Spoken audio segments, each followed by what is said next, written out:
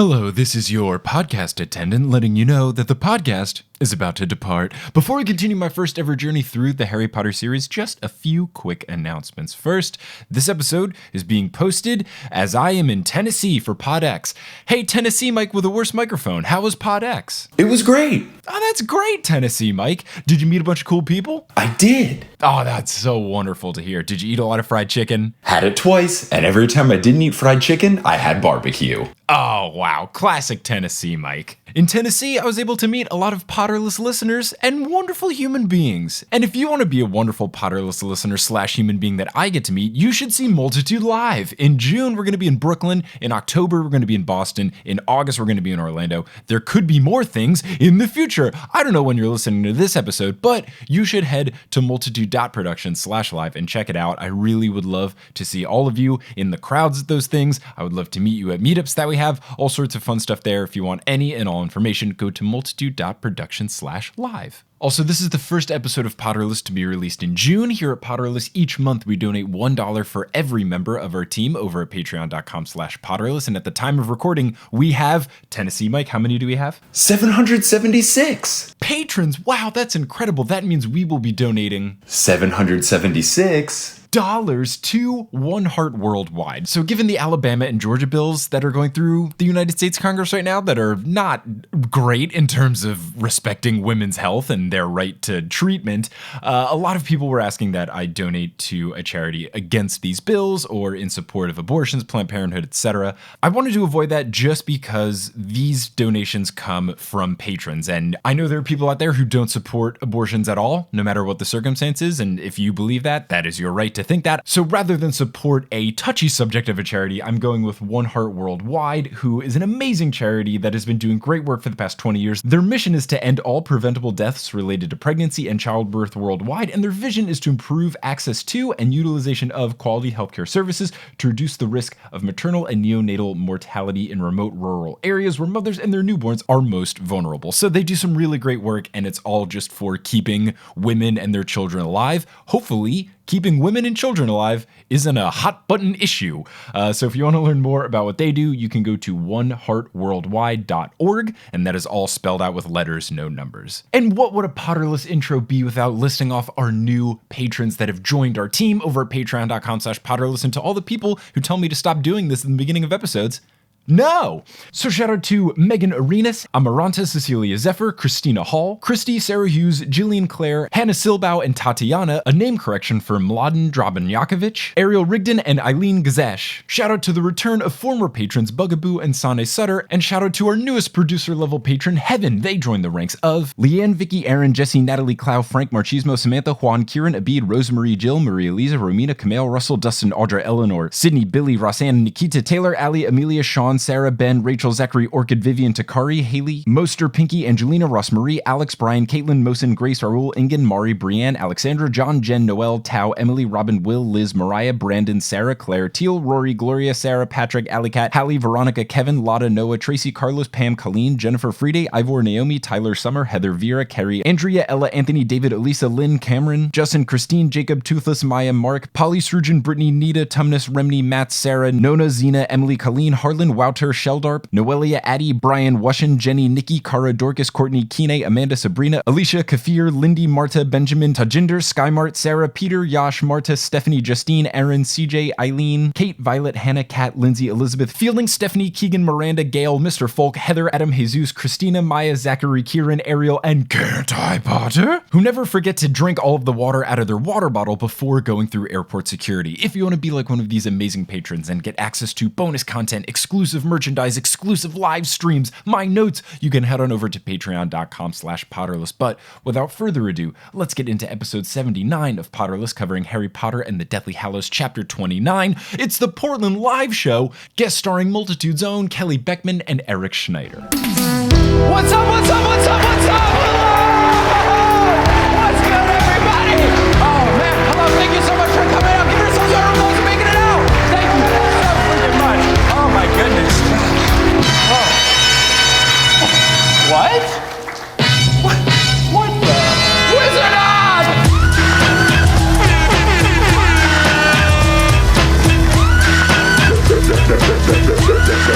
Definitely go back. What's up, guys? Thank you so freaking much for coming to Potterless Live! And thanks to Portland for having me! So, we are here for a very special occasion because, if you don't know, my name is Mike Schubert. I'm a grown man that has never read the Harry Potter series before. I'm a 27-year-old man. You might know that that's a little different. Today's a special day because it's my birthday! Thank you so much! Just waiting on that 50-cent sound cue, which was key, but I'm not just gonna be talking about Harry Potter myself. I have some lovely guests to welcome to the stage, so please just give a huge warm welcome for the editor and co-host of Spirits, Eric Schneider, and a guest star on Potterless, the web designer and my girlfriend, Kelly Beckman. Welcome, Kelly and Eric, to the stage! Hello.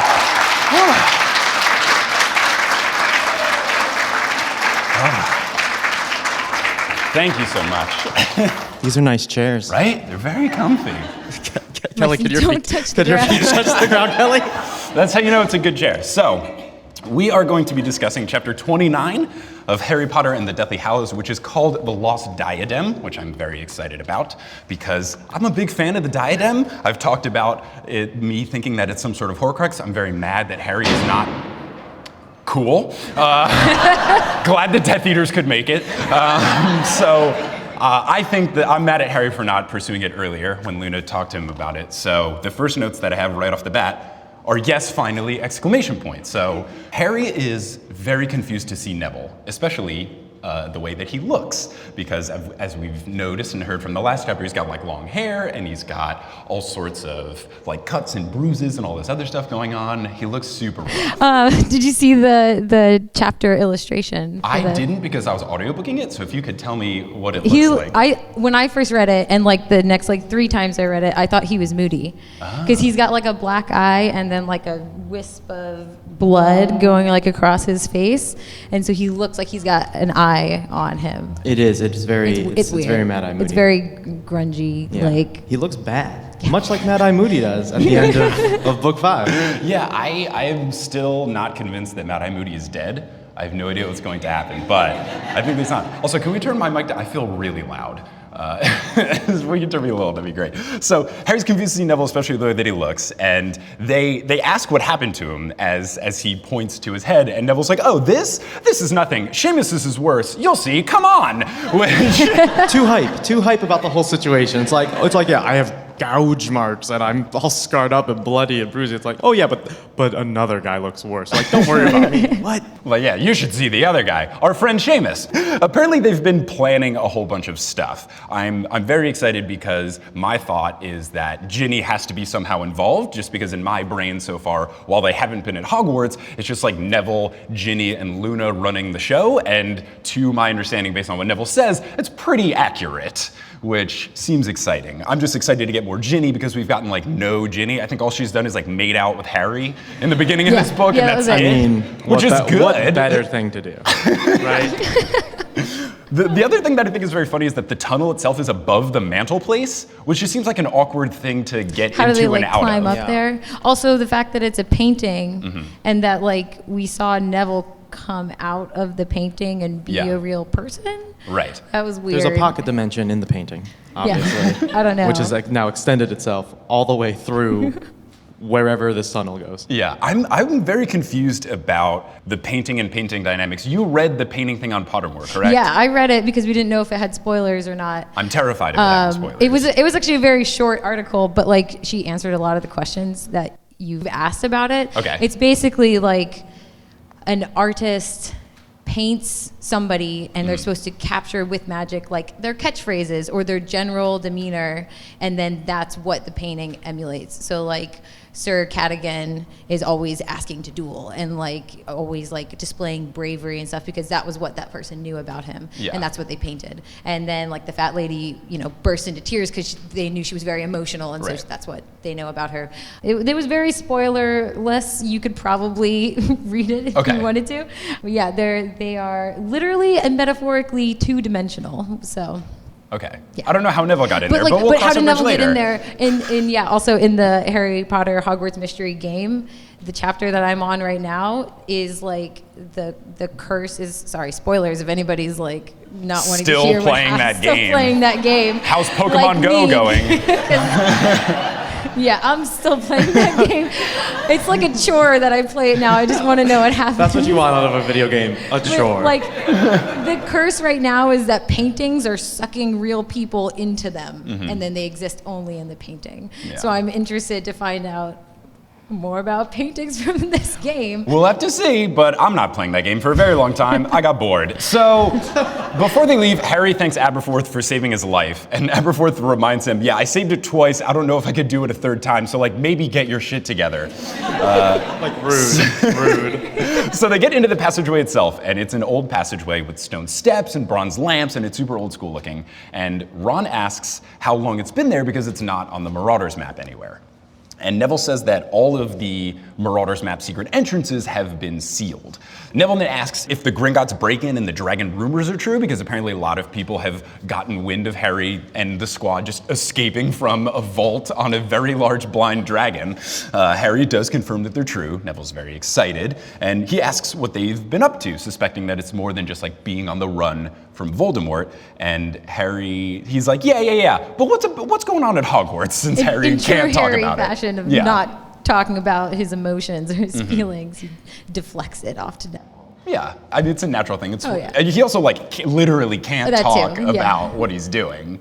He's just like, yeah, what's going on at school? And then Neville goes into the most bonkers story ever. He's like, yeah, Hogwarts isn't really the same. Have you heard about the Carrows? And Harry's like, oh, aren't they Death Eaters? And he's like, yes, but they've taken over the school. It's bad. So they're apparently in charge of all discipline, and they make Umbridge look tame. Amicus has turned Defense Against the Dark Arts class into just the Dark Arts class. The dark arts. Yeah. Not good. No. Like, it's just like, that's not what you want to teach kids. No. Like, at all. Like, it's just like I'm confused by like parents that are presumably getting letters from their children who are at Hogwarts are like, yeah, so we've killed some people today.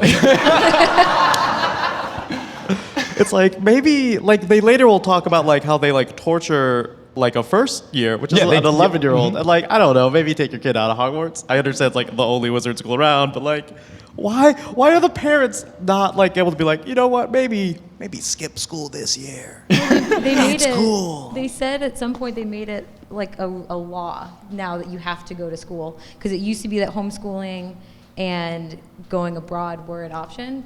But now they're like, you have to. I'm still go to taking my Hogwarts. kid out of that school. I'm still taking my kid out of that school. I also I'm like at school now. I like that you can take the name of Defense Against the Dark Arts and then just take off part of it, and it's the opposite of what it's supposed to teach. I feel like that'd be like if there was a class like you have sex ed, and then you just make it sex. It's like this class has dramatically changed.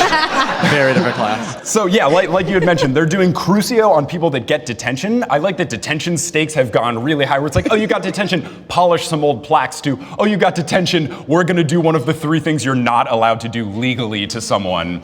The squad all says what at the same time, which I said while I was reading it. So I was like, what? And then the book was like, what? From everyone else. So I really liked that note of it. And then Electo is teaching Muggle studies, saying that all Muggles are stupid and dirty. So this would just be, as I've mentioned in previous episodes of Potterless, as if like David Duke is teaching African Studies class, like not a good choice for professor. So Neville apparently got a scar for asking how much Muggle blood that they've got in them, which is a very good diss. Yeah, it's very good. And then Ron, who has no grounds to make this claim at all, says, Neville, there's a time and a place for having a smart mouth. Like, I'm sorry, Ron? Like, person that speaks up in class all the time and best friend is Harry Potter, who constantly talks shit in class? Like, maybe not your point to say Neville should be looking out at what he says. Also, like, at this point, it's very clear that Neville has become much harder than any of the squad. Oh, yeah. Right. Like, Oh, yeah.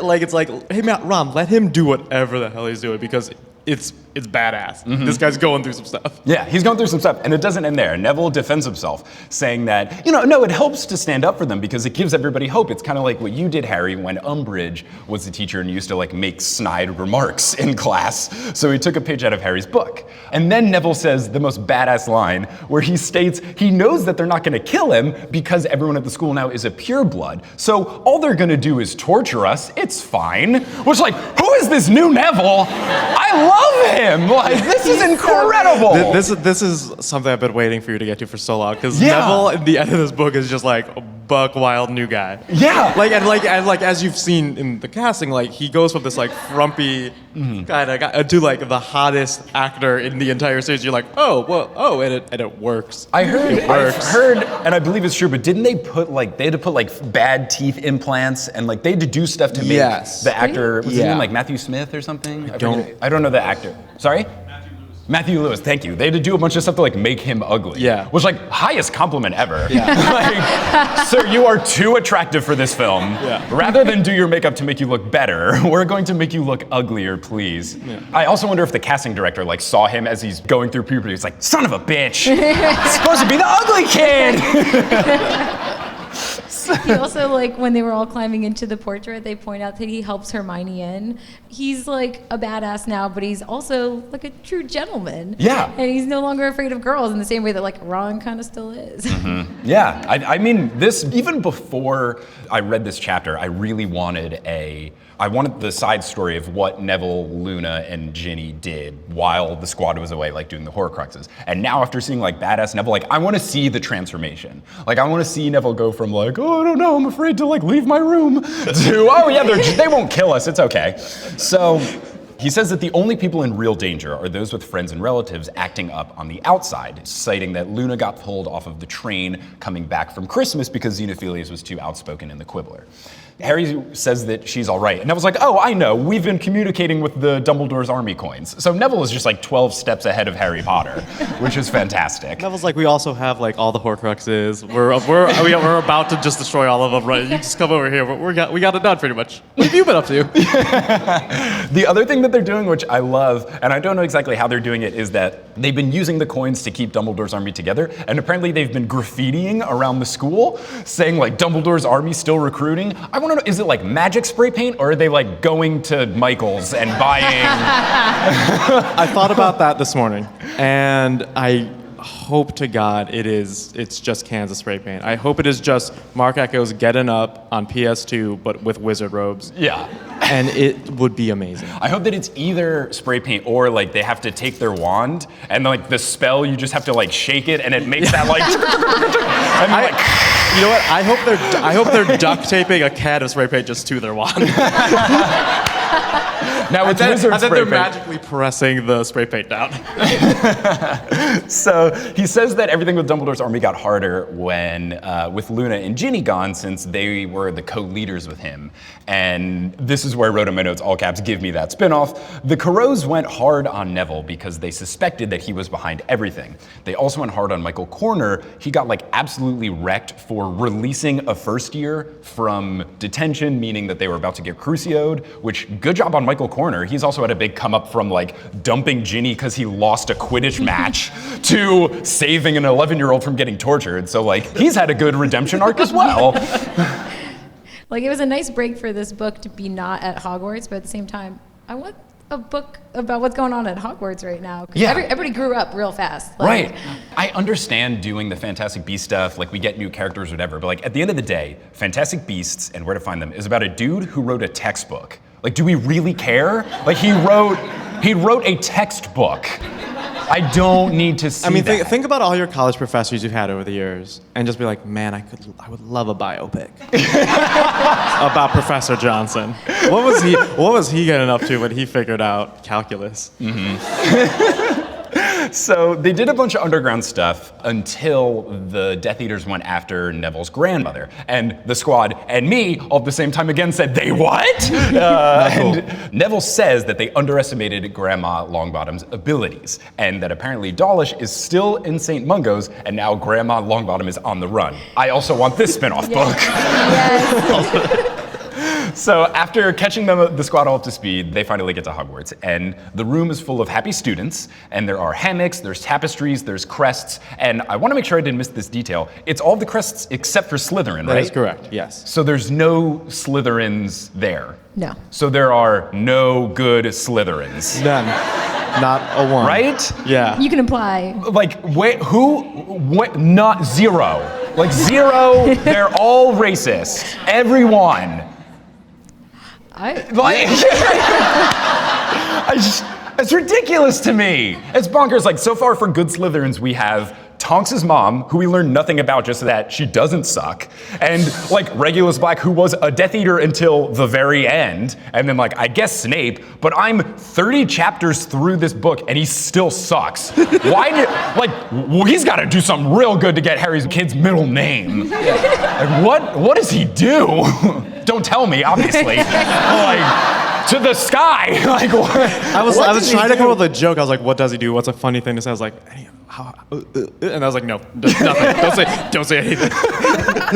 So Neville reveals that it's the room of requirement, which I think is very cool. So as long as someone is inside of the room, they're safe. And Seamus, who, as advertised, is looking rough, explains how Neville mastered the room of requirement, how he figured out how to make it work exactly. I love that he figured out like interdimensional space-time box room. Like he's like, Neville figured it out. Mm-hmm. What? Yeah. What? He's been up to everything. Mm-hmm. And then he's like super humble about it. He got buff, he's been tortured, he's saving kids, he's spray painting everywhere. Also, he figured out how time and space work. Yeah. Dear God, man. He's like a huge come up from like, I know about plants and stuff, to be like, I know how to master this undetermined room that no one understands. So Neville says that he was in it for about a day and a half, and then he thought about how hungry he was, and then it opened up a tunnel to the Hogshead, which that's fantastic. That's super great. He says that food is the one thing that the room doesn't do, and Hermione butts in and says, yeah, that's because food is one of the 5 exceptions for Gant's Law of Transfiguration. I think Ron says that. Ron says it. I assumed it was Hermione. Because then everyone is like kind of shocked that he says it. Everyone's like everyone just kind of like turns and be like, oh. Right. But here's what I've been saying. Can they say this law? They said it like briefly in passing in like one of the classes when Hermione like answered part of it. And the way the book was written was like, Hermione said a bunch of dumb smart words about this thing. It's like, I want to know how it works. And they never explain it, but now we know you can't just make food out of nowhere. I'm gonna guess the laws are you can't make food. No good Slytherins. That's a weird one. That sounds about right. The laws of the universe, I guess. So Harry sees a bunch of familiar faces in the room. The Patils are there, Terry Boot is there, Lavender Brown is there, Michael Corner's there, Ernie Macmillan is there. Thankfully, Zachariah Smith, not there. Ernie asks what they've been up to. They've been trying to keep up with all the rumors on Potter Watch. And before Harry can even answer, his scar hurts. And then we get to one of those Voldemort flash presence spy things. cam moment. Yeah. It's working out real well for him right now. Yeah, so it goes into the Gaunt Shack, and I just like that they called it the Gaunt Shack because immediately I imagined Fred Schneider from the B-52s just like being like, FBSC, ain't it time? I was worried Fred Schneider was a Schneider I didn't know, and I was like, who's Fred not you. Schneider? But maybe you are the descendant of Fred Schneider. I don't think so. Yeah, you don't have the same manner of speaking. Also, like descendant. Like I'm pretty sure he's still alive. Yeah, like obviously I could still it's not like he was around like the 17th century. Like I was born in like probably like 57. So they're in the Gaunt Shack, and there's another Voldemort scream, which I'm hoping is the infamous like "Yeah!" from the trailers that I know exist because of the internet. Harry is able to snap himself out of it, and he tries to explain to Hermione and Ron without words what has happened. I really want to see how he tried to do this. Like, do they have baseball coach signs? Like, does he know ASL? Yeah, does he do Morse code with Lumos a lot? Like, or is it just like I imagine it being like really bad pantomiming where everyone else can tell what it is, where he's like,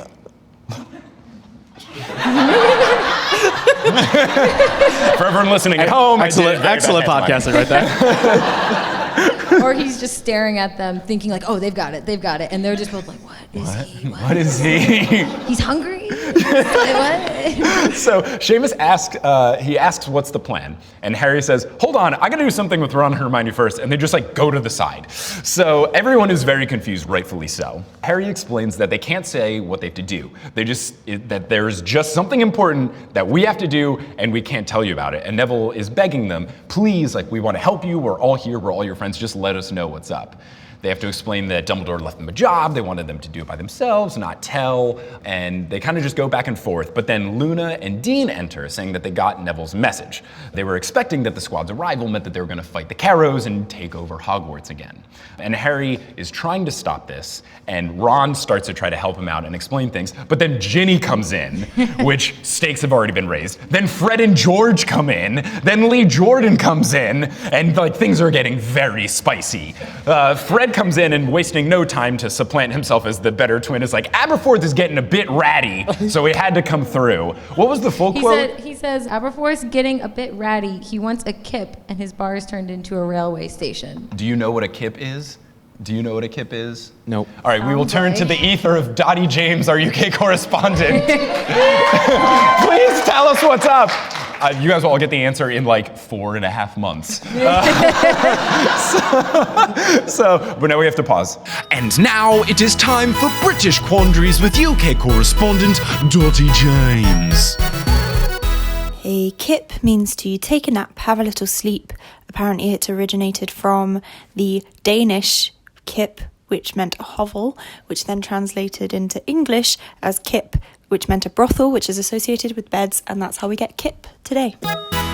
This has been British Quandaries with UK correspondent Dottie James. Thank you, Dottie, so much. Wow. So informative. Really love having her as a part of the team.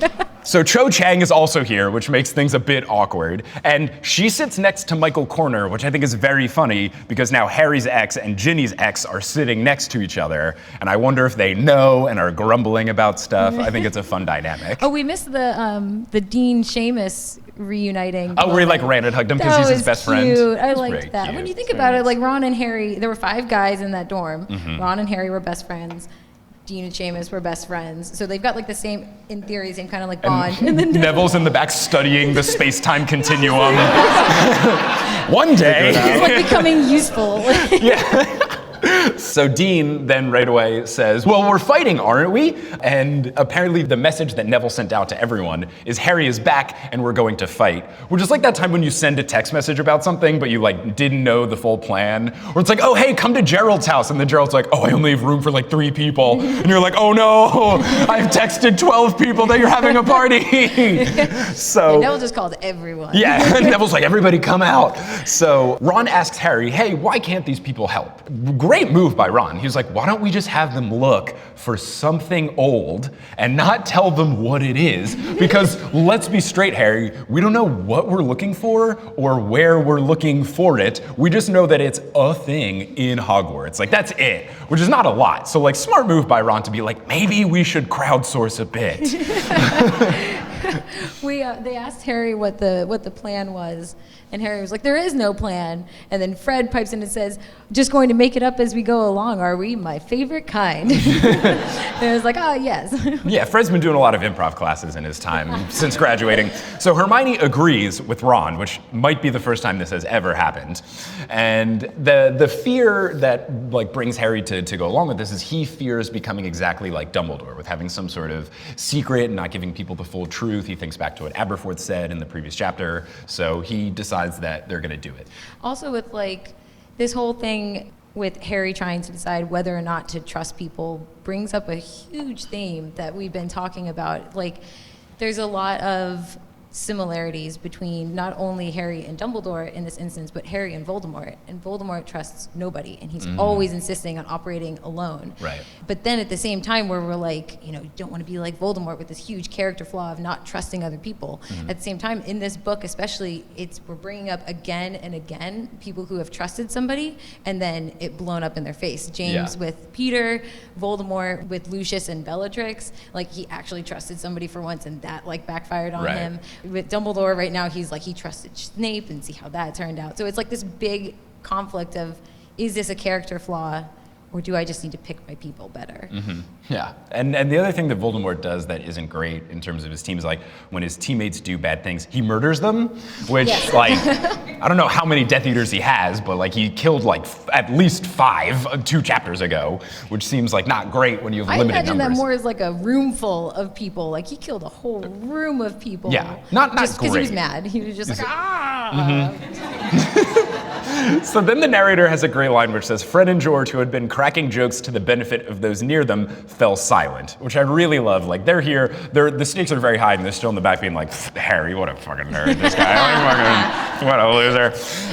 So Harry says that there's something that they need to find, and it'll help them overthrow Voldemort. It's at the school, and it may have belonged to Ravenclaw. He asks if anyone has come across such an object, and I am screaming at my book, like, Luna, please say something. Harry was not smart and didn't listen to you however many chapters ago when you talked about the diadem.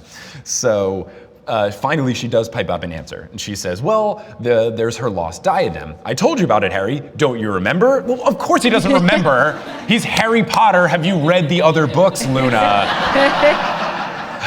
Yeah, she told him back at Shell Cottage when, like, Aunt Muriel's tiara came up, and she was like, oh, tiaras, let me talk about this headdress that my dad is making. It's like the diadem. And Harry's like, shut up. Yeah, Ron and Harry are like, you dumb idiot. I've got my own, like, issues to deal with, Luna, come on. That's not something super important that we really need to pay attention to. So then Michael Corner loses all of his street cred because he says, yeah, but the lost diadem is lost, Luna. That's sort of the point. Like, fuck off, dude. Like, go home. We don't, like, go back, hang out with Percy and Zacharias. Like, go get lost. We don't need you here. Cho says that it was lost centuries ago. And Ron, on behalf of the reader, asks, what's a diadem? Which I had no idea either. I assume it's like some sort of like... It's like a princess crown. It's like a tiara. Yeah, I'm imagining like tiara with like a big gem of sorts in the middle of it, but I don't know. I think it's like a crown, tiara, which come in all types. I imagine it has like a blue stone, I would assume, for like Ravenclaw. I would hope. That's how I've always envisioned the diadem. They said it looked like Aunt Muriel's a little bit, but Okay. I mean, I don't All right, well, I mean, sure, I'm glad Ron asked. Terry Boot does pipe up and says that it's a crown. It's supposed to have the ability to enchant the wearer with wisdom to make them like even smarter. And Luna starts to say, yes, and Daddy's Rackspert, and then Harry just cuts her off, and it's like, okay, has anyone seen something like this? Like, before she goes into a whole diatribe, can we please, like, stay on track? I cannot imagine being more stressed. Like, there's so much stuff happening, like, obviously, with the whole Horcrux hunt and whatnot. If you're like, okay, we gotta find something, it's been lost for centuries, it's quite good, apparently, and no one's found it, but, like, I guess the fate of the world depends on it. Like, I'd be like, oh no. Oh no. If it's not under the couch, I don't know what I'm gonna do.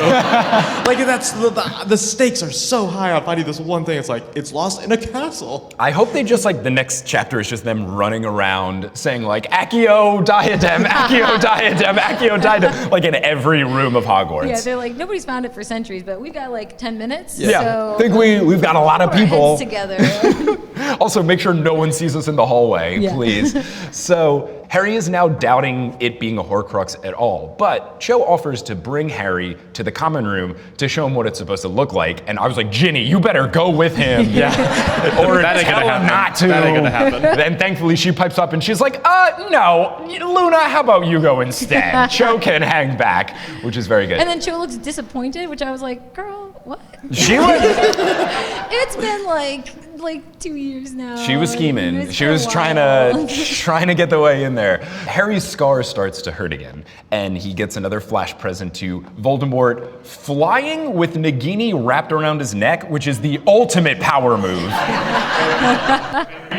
I've always imagined Nagini to be comically large. So the fact that Voldemort's She just is. flying with it draped around him like the biggest boa scarf ever is just really good. I imagine it's like wrapped around, kind of like diagonally kind of situation, like gun bullets or something like that, like one of those. Just kind of like, I've got my giant snake, and the snake head just like out here, like in the breeze and showing it like a dog in a car, just kind of like, hey, this is a blast. Just like, Yeah, where does the head end up when you, like, does he do the scarf tie thing where you, like, you fold it in half and then put it through, and then the neck is just, like, here? Like, and I want to, if this isn't in the movie, I'm going to turn it off. Like, I need to see this. All right, live show Mike, let's not let the ego get too big here just because this episode has a laugh track behind it. How about you take a bit of a breather because it's time for Wingardium Adridosa.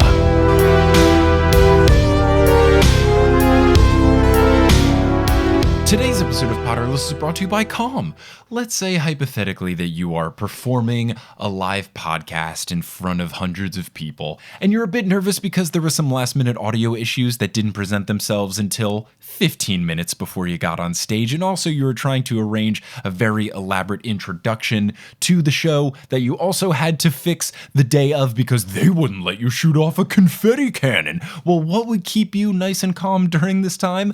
The app Calm. Calm is the #1 app for relaxation, for calming down, for getting nice sleep, whatever you need in your life to let you zen out a little bit. Calm is there for you. They have guided meditations, which if you have no idea how to meditate, like I had no idea what I was doing, don't worry. They tell you exactly what to do. They give you nice, simple, relaxing instructions for how to calm down and relax and get in the zone of the zen. They also have sleep stories, which are basically bedtime stories for adults, but it's a lot healthier than watching Netflix until you fall asleep. It's a nice soothing track, and some of them are even narrated by Stephen Fry. Hey, I know him from the Harry Potter audiobooks. That's amazing. And for all you throne heads out there, there's some narrated by Jerome Flynn. I'm told he does something for Game of Thrones. But these sleep stories are great because sleep deficiency does serious damage, not just to your brain, but to your body, because people who don't get good rest are more prone to accidents, weight gain, depression, other bad things. So get that good restful sleep with Calm. And as a Potterless listener, you can get 25% off a Calm premium subscription if you go to calm.com/Potterless. That is CALM.com/Potterless to get 25% off a Calm premium subscription. Download the app, listen to it when everything is about to blow up in your face before you take the stage on the live show, and you will be totally fine with the world exploding in front of you. Today's episode of Potterless is brought to you by HelloFresh. Let's say hypothetically that you are going to Tennessee for a podcasting convention and you are taking the first flight out Monday morning, and you're going to be really tired and you probably haven't eaten well because you were traveling this whole weekend and you want to eat healthy, but you don't want to go grocery shopping. You want to be lazy. How are you going to toe this line? Well, you could use HelloFresh to have a box of groceries delivered right to your door and set it to arrive on Monday. Oh wait, did I do that in real life? You're damn right I did. HelloFresh makes conquering the kitchen a reality with deliciously simple recipes. This lets you spend less time prepping your meal and then actually shopping for it at the grocery store and deciding which bell pepper looks the best. And you can just save all of that time and get to doing more of what you love, like sleeping. And HelloFresh has some fun menu features like dinner to lunch, where you make a meal for dinner and then you put the rest in a Tupperware for lunch the next day. 20-minute meals when you're in a bind. Gourmet meals when you're feeling fancy. And one-pot wonders when you don't like to do dishes. Hey, who likes doing dishes? Oh, no one, right. And all of these meals come together in 30 minutes max. They call for less than 2 pots and pans, so really that cleanup and time spent isn't gonna be that much and is gonna be less time than going out to eat. I'm a huge fan of HelloFresh. In my last box, they sent me a recipe for figgy balsamic pork with a side of asparagus and potatoes, and it was delicious. It was figgy jam with balsamic vinegar on top of the pork. Oh my goodness, like the pork was already good, but then you put some figgy jam on it. It was incredible. And if you want to make these guttural noises about how good your food is, you can get $80 off your first month of HelloFresh as a Potterless listener. All you have to do is go to HelloFresh.com/Potterless80 and enter code Potterless80 at checkout. Again, that is HelloFresh.com/Potterless80, and at checkout, enter the code Potterless80, and you will get $80 off your first month. That's the equivalent of 8 free meals or $20 off your first 4 boxes. That's nuts. That is nuts. So go to HelloFresh.com/Potterless80, enter code Potterless80 at checkout, get some awesome food delivered to your door for not that much money, and then you can cook it, feel good about yourself, and then get some much needed sleep because you did not sleep a lot at PodX. So he sees this, and Harry snaps out of it again. He's like, Voldemort's on the move. So this is when Harry agrees to go with Cho, and Ginny's like, no. Luna then takes him. Harry asks, how are we gonna get out? And Neville shows him a cupboard, and the cupboard is an exit that changes every day, which is good because then the people in the school don't know where they are. But it's bad because then the people using it also don't know where they are. So I wonder, like, I need to know the geography of Hogwarts, but I think it'd be really funny if, like, they're like, okay, as long as we don't end up in, like, the kitchen, which is on the complete worst floor or whatever, we'll be fine. And then they go through and it's like, welcome to the kitchen. So they go into the cupboard, and I wrote in my notes, I'm gonna think this will be a bad location. But it actually turns out to be okay because they go through, Harry takes out the Marauders map and sees that they're on the 5th floor. They begin to creep about and Luna is leading the way. They get to the door of the Ravenclaw common room and there's an eagle on the outside. And the eagle, it doesn't just ask for a password, it asks which came first, the phoenix or the flame, which is like the wizard chicken or the egg question, I'm assuming. And then Luna asks Harry like, what do you think? And Harry's like, what? Like, don't you just have to say a word? And she's like, oh no, you have to like do a whole thing. You wouldn't learn otherwise. I'm like, this dude was in school for 6 years, had friends, a girlfriend that was a Ravenclaw, and this is the first time he hears about this. Yeah. Like, how is someone like, oh yeah, we gotta do a riddle? And no one mentioned that until this point. I want to know if all of the other doors are on brand. Like Slytherin makes you say a racial slur. Yeah. You just pick one. You just gotta and you pick say one. it, and they're like, "Welcome home." And then Hufflepuff is just like, how was your day? And then she's like, oh, that sounds great, come on in. But so this is like, I can imagine if they're having like some late night, they're at a Hogsmeade, they're drinking a bunch of butterbeer, they come home drunk, and then it's like this question, it's like, I don't fucking know. Say, let me go home and sleep, please. Like, I mean, like, based on this question, though, and the way that Luna gets to the answer, which is almost immediate, I feel like it's the kind of answer that you get a bit better at as you become more intoxicated. You're like, well, what if it's just like a circle? You're like, oh yeah. I like this whole scene of them walking through the castle, though, because we've talked about how Harry's been in school for 6 years and has learned nothing. But what he did learn was how to sneak around. Yeah. And so he's like very prepared for this moment. He's like, it's such high stakes, but he's very good at it because this is all he's been doing for 6 years. Yeah, He's Harry like, hasn't learned any other spell besides Expelliarmus, but I he's know got how to his own. sneak around the hallways. Exactly. He's like, I know who to avoid, I know what to avoid, I've got the map, I've got the cloak, good to go. He's like primed for this. So they start to think about what it is, and Harry's like, we can't, he asks what happens if we get it wrong, and it's like, oh, you just have to wait for someone to get it right. I love just how non-phased Luna is by this situation. She has like no concept of stakes. And Harry's like, Luna, we can't. Like, no one else is coming. We have to get this right. So Luna then comes at the answer very quickly and just says, I think the answer is that a circle has no beginning, which like, that is very profound. And now I want to start saying that when people ask like, what came first, the chicken or the egg? And I'll just be like, a circle has no beginning. And then I love that the eagle doesn't just open, it goes, well reasoned, and then the door opens. So they go to the statue, and Harry notices that the statue has like a carving of the diadem on it as well. He says it looks delicate, like a little serpent with tiny words etched into it. And he brings up that it looks similar to Aunt Muriel's. And then it has the quote, wit beyond measure is man's greatest treasure, which I've seen in like a million Twitter bios, which like don't. Like, I'm sorry, like, I get if you're a Ravenclaw, but like, for me, that's like on par when you're like, I don't know, you're like / avocado enthusiast. Like, don't, you can do better. Like, make a joke. I have to change my Twitter bio. So they like read this out loud, and then they hear a voice go, which makes you pretty skint, witless. And it's Electo Caro, and then she touches the dark mark, and then that's the end of the chapter. And by the way and how Potterless works, I don't read anymore. So I'm just like, I've been on a cliff for 3 days, and it's pretty rough. But that's the end of chapter 29 and the end of this episode of Potterless. How do you guys feel? I'm very stressed. Yes, I forgot that you didn't. Like, you literally stop until the recording. So it's like, this is a rough one. It was very bad. It's a rough one to just like end on. Yeah. I'm excited to go home tonight and read the rest of the next chapter with you. Yeah, It's which a lot. I'll probably do too, but for this one I was listening to the audiobook, and the audiobook, like, they're individual files, but every now and then there's like a couple seconds before and after. Stephen Fry said this last sentence, and then there was like 12 seconds of audio, and I was just like, oh, that's it. Damn it. So that was the end, but We got the return of clumsy Harry.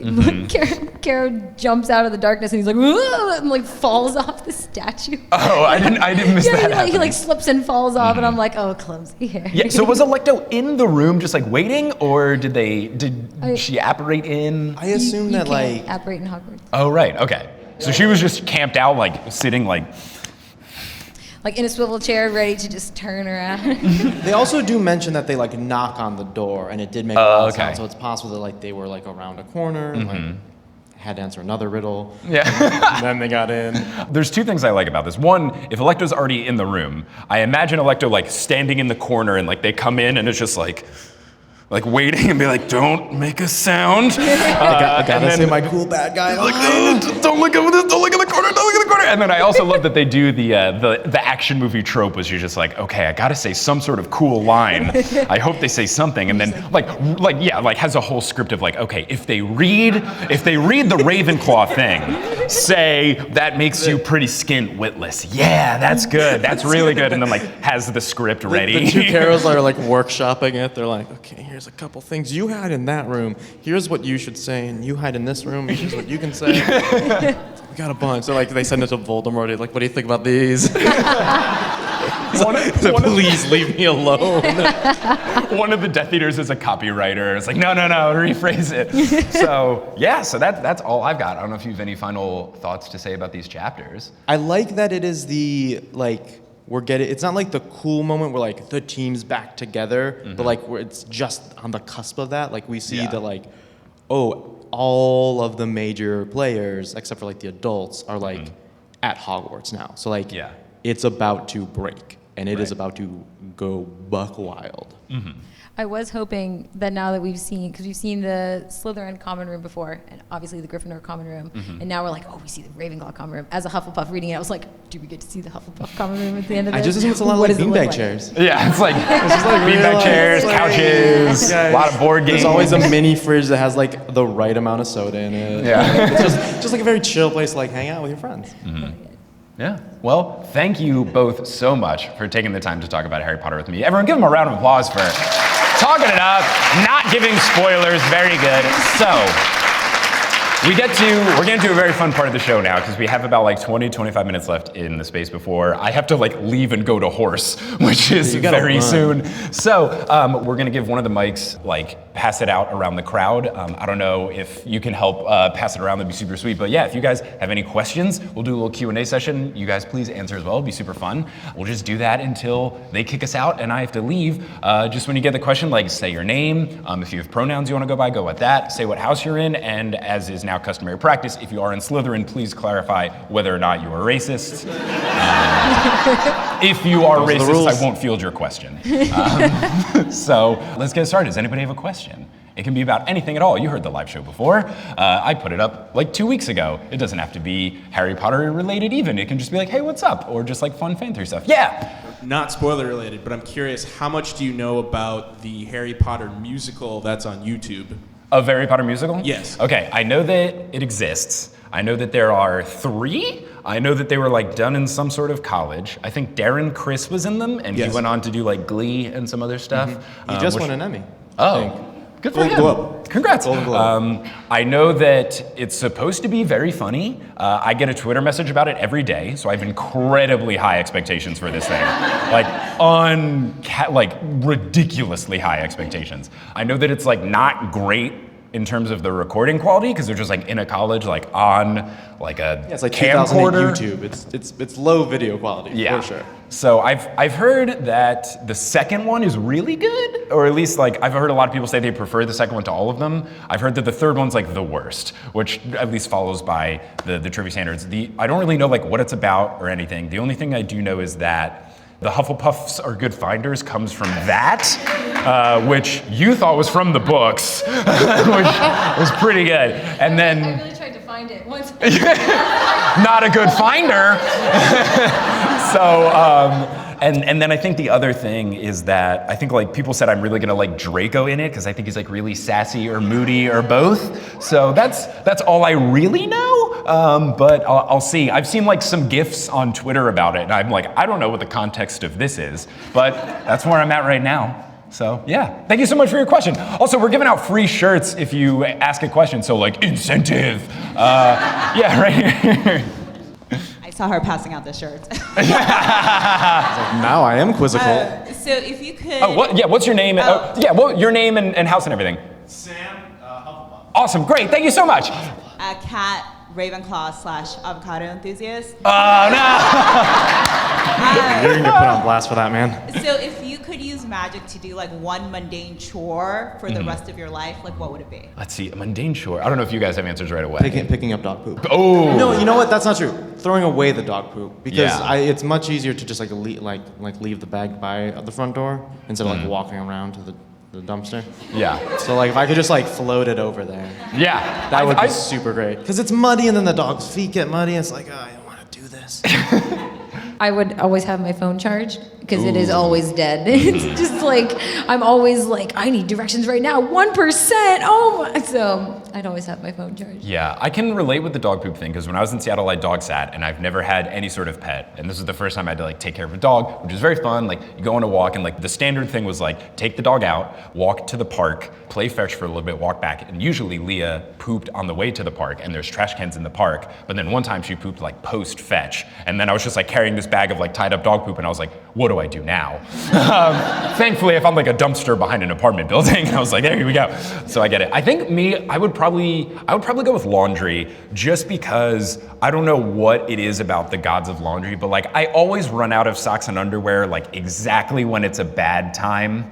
Like I'm always just like, okay, I just need to get through this week and like this day is really busy. I have no time to do laundry. Also, especially now living in New York where my apartment doesn't have a laundry machine in it and my building doesn't have a laundry machine in it. And then all of the laundromats near me have weird hours and like they close at 10, but like last wash is at 8:30, which is like, then why do you close? I had lots of problems. I also like to line dry my clothes because they last longer, so that's a whole ordeal. So I have to carry a bag full of wet laundry down like 2 city blocks and up 4 flights of stairs. I know that laundry is like a boring answer, but now that I'm in New York, like laundry is like actually a big deal. I'll like go to your apartment 2 days after you've done laundry and your room is just stuff hanging off of every surface, drying, and it's like. Well, because I have an IKEA rack with like all my shirts and stuff, but then obviously it doesn't have enough things, so I've got socks Shelves like all and, over. like, I've put door things on top of handles door frames and doorknobs and like all over the place.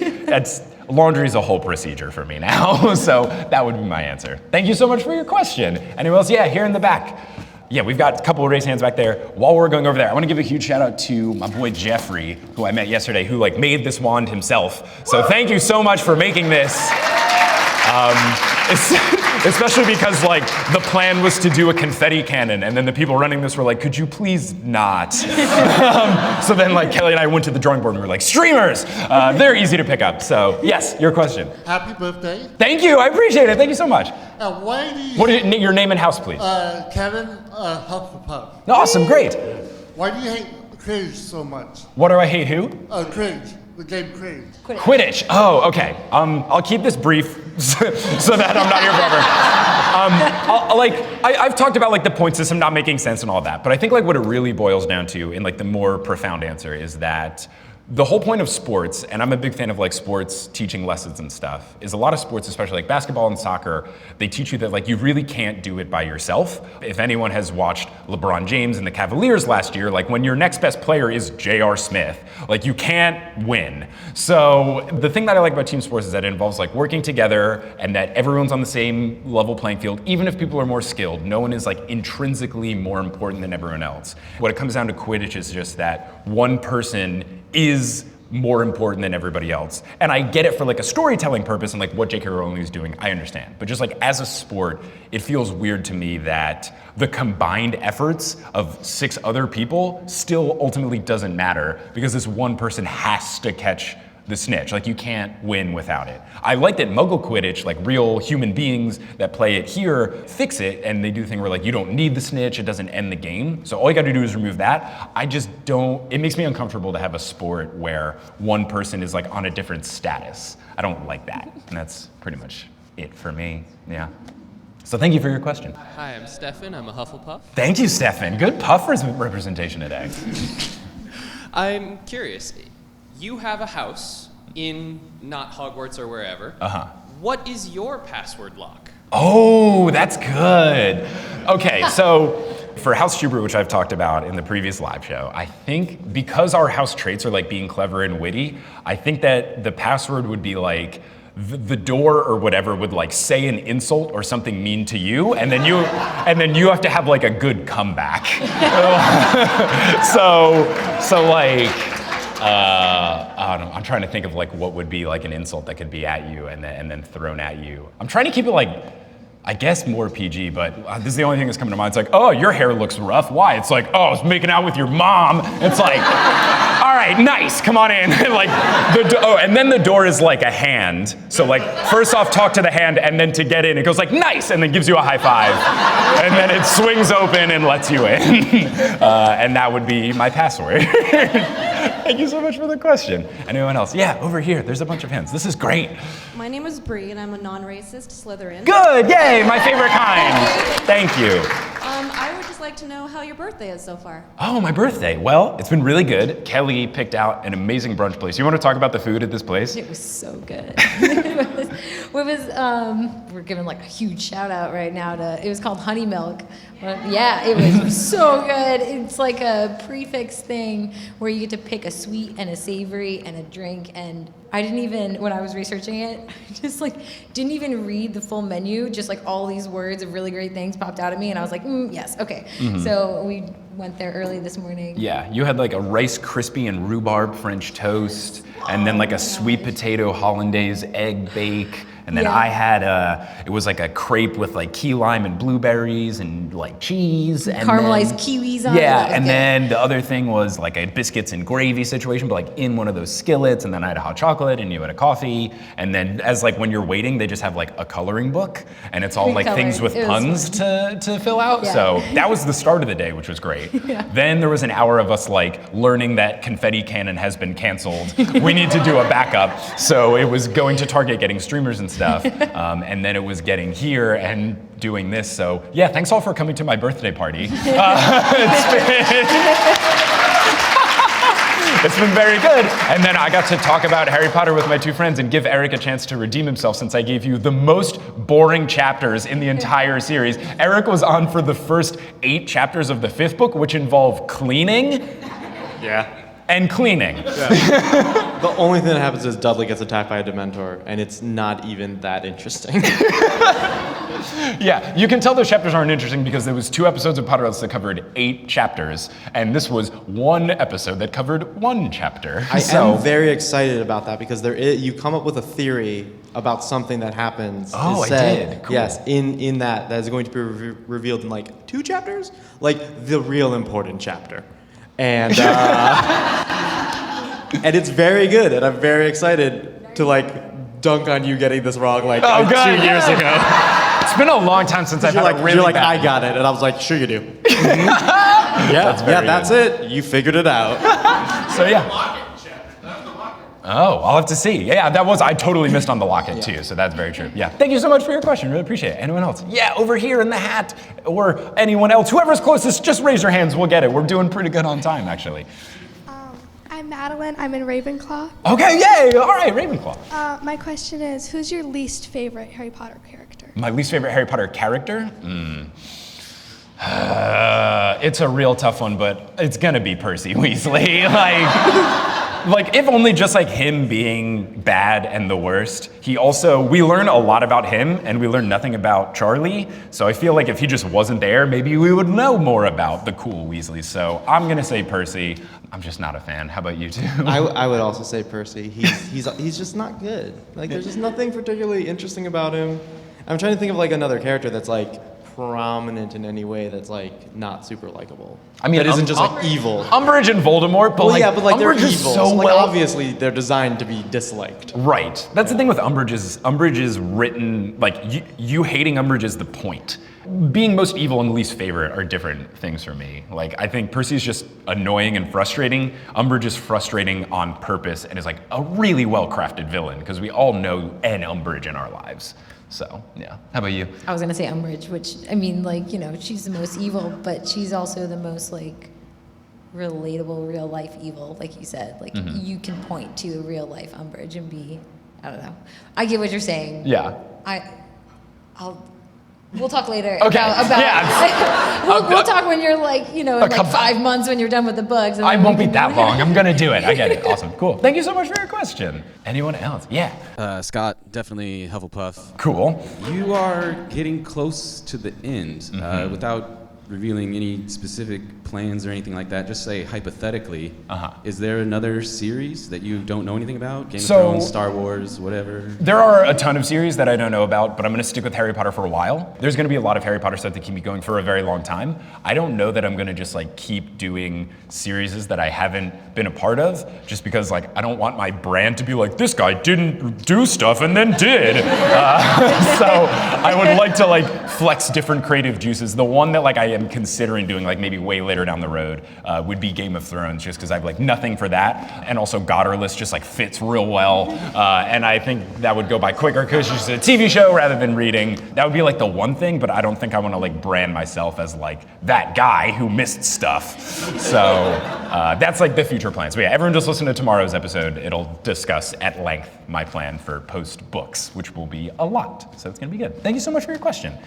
Yeah, up here in the front with the glasses and the cool necklace, which I think is a time turner. Hi, my name is Brenda, and I am a Ravenclaw or Hufflepuff, depending on the day. Fun, okay, good. I have never listened to your podcast Oh, before. cool, fun. So I'm wondering where you would recommend I should start. What were some of your favorite arcs? What do you think was most fun to do? Like where to start for the podcast? Episode 0. Like go. Well, I guess I get that like other things have arcs and stuff, but like start from the beginning, because the thing that you get to experience through the podcast is not only me, going through the whole series and everything, but like I start this series as grumpy guy that's like, these books are gonna be bad. And then once I get to the end of 3, I'm like, I'm in love with these books. So you get to see the transition of a lot of things change. And I think that starting at the beginning, I think makes it more of a fun experience to see like how I've changed. And I think that that's a really fun thing too, is that the fandom of Harry Potter and the listeners of the podcast, people are really patient, because like you could have just had this thing where I'm like, oh, these books, they're whatever. But everyone was just like listening like, we'll see. Like he'll come around. So yeah, I think like part of the fun is start from the beginning. And like it's not like going anywhere. So if it takes you a while, like you're good. So I'd say the beginning. Yeah. Thank you so much for your question. Anyone else? I think we have time for about one more. Okay, cool. Yeah, we'll do one more question. Make it good. Who has a really good one? You do. You're wearing a Wizard On shirt, so I'm picking you up here, second row. Hi, I'm Callahan, and according to Pottermore, I am a Gryffindor, but I definitely feel like a Hufflepuff. Okay, well today you're a Gryffindor because no one else was a Gryffindor yet, so. But also, thank you so much for the birthday gift that you gave me. It was very sweet, so I'm going appreciate to that. it. So, I kind of have 2 questions. One, what is your socks? Because they kind of look like Quidditch from here, and that's super off-brand if they are. My socks are Wu-Tang Clan Protect Your Neck socks. They say Protect Your Neck Academy, and it's a lot of karate and dojo stuff. So not Harry Potter at all, but I would say that the Wu-Tang Clan are like wizards of rap. So I just thought they looked good with the purple pants. Your next question. Okay, so my actual question is, so you talked about like, I want this spin-off. What is your like #1 you need the spin-off? Like, I'd like to hear from all 3 of you. Okay, yeah, the #1 spin-off, I do think I really want to see, as I mentioned here, like I do really want to see what happened at the school while everyone was gone, because there's a couple different things that you get. You get like Neville becoming cool and a badass, and like all what went down and like what the different classes were like. But a key thing is we're having a world where Snape is the headmaster and McGonagall is there. And like we had like sassy McGonagall replies to Umbridge. Imagine what she does to Snape. So I think that would be a really fun spin-off to see all of it and just like what went down while the squad was gone. I want them all. Which one the most? Either a Marauder's story or a McGonagall story. I want like McGonagall's past. Like I want her Right. life. I don't just want the Harry Potter books from her perspective. I want McGonagall's life. Is she married? Is her spouse at Hogwarts? Like, what was she like growing up? What were her parents like? I just want to know more. Okay. Yeah. How about you, Eric? I want like a workplace comedy at the Ministry of Magic. just like The Office, when it's those guys that they like polyjuice into.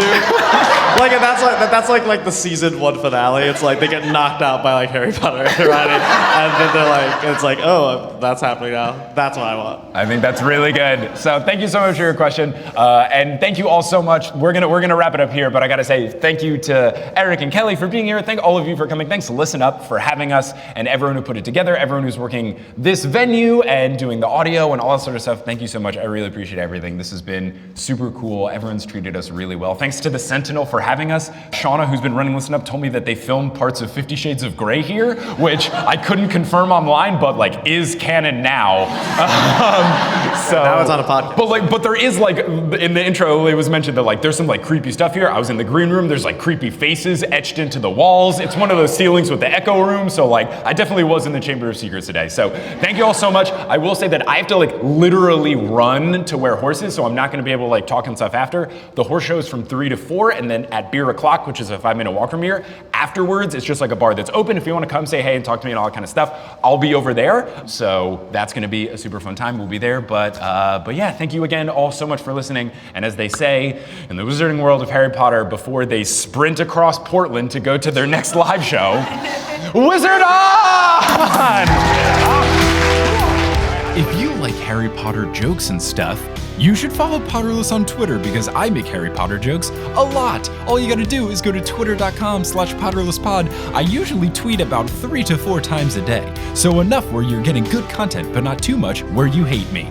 Potterless is created by Mick Schubert, it is hosted by Mick Schubert, it is edited by Mick Schubert, it is produced by Mick Schubert, as well as Leanne Davis, Vicky Garcia, Aaron Johnson, Jesse Horgan, Natalie Klobuchar, Klaus Serlopu, Frank Chiodo, Marchismo, Samantha Rose, Juan Sanfilio, Kieran Webb, Abida Med, Rosemary Dodge, Jill Boulay, Maria Lisa C. Keen, Romina Rivadinier, Camille Dock, Russell Dunk, Dustin Mullen Cooch, Audra Eleanor Curlin, Sydney Cawthorn, Billy Hinton, Rosanne Batamana, Nikita Power, Taylor Armstead, Ali Madsen, Amelia Krauss, Sean Montag, Sarah Nink, Ben Silver, Rachel Guthrie, Zachary Polito, Orchid Grower, Vivian the Owl, Takari Arant, Haley Hastings, Moster, Pinky Pan, Angelina Withard, Rosemary Heise, Alex Bisholta, Brian Williams, Caitlin Sullivan, Mohsen Siddiqui, Grace Riggles, Raul Pineda, Ingan Odstatter, Mari Wynn, Brian Wingate, Alexandra Consulver, John Kotker, Jenna Juice, Noel Basile, Tao, Emily Tyrell, Robin Fernandez, Will Barrington, Liz Bigelow, Mariah Noah, Brandon Pickens, Sarah Ensign, Claire Spencer, Teal, Rory Collier, Gloria Gillum, Sarah and Patrick Donovan, AliCat29, Hallie Bowen, Veronica Bartova, Kevin Harnoy, Lotta Bartova, Noah, Tracy Toya, Carlos Nino, Pam Webb, Colleen, Jennifer Mark, Luford, AJ Svensson, Ivor Peterson, Naomi Guglielmo, Tyler Latrow, Summer Rathel, Heather Fleischman, Vera Cullitham, Carrie D. Baggeson, Andrea Kroc, Elisa Grieven, Lynn Walker, Cameron Watkins, Justin Montero, Christine Saunders, Jacob Parrish, Toothless Walnut, Maya Gray, Mark Body, Polly Burge, Srujan Thanbegupta, Brittany Gutierrez, Nita Atabani, Tumnus Moran, Remy Fontaine, Mats Furley, Sarah Shecker, Nona VM, Zena Rosnowski, Emily Tilly, Colleen Mage, Harlan Haskins, Wouter Vandermaiden, Sheldarp, Noelia, Addie, Brian, Wash and Large, Jenny Campione, Nikki Harris, Kara Hamilton, Dorcas, Courtney Hemwood, Kine Roan, Amanda Alfred, Sabrina, Alicia McLaren, Kafir Shaltiel, Lindy Plackey, Martha Medueno, Benjamin Desmond, Tajinder Chumber, Skymart 6, Sarah Shetter, Peter Vostenek, Yash Patel, Marta Morrison, Stephanie Magnuson, Justine Wade, Erin Richter, CJ Ochoko, Eileen Jesh, Kate L. Dobbs, Violet Sullivan, Hannah Suzanne Gormley, Kat Yowell, Lindsay Towning, Elizabeth Agathan, Fielding Lee, Stephanie Hofert, Keegan Curran, Miranda Manning, Adam Bryant, Jesus Aguilar, Christina Welton, Maya, Zachary Davis, Kieran, Ariel Rigdon, Heaven, and Can't I Potter?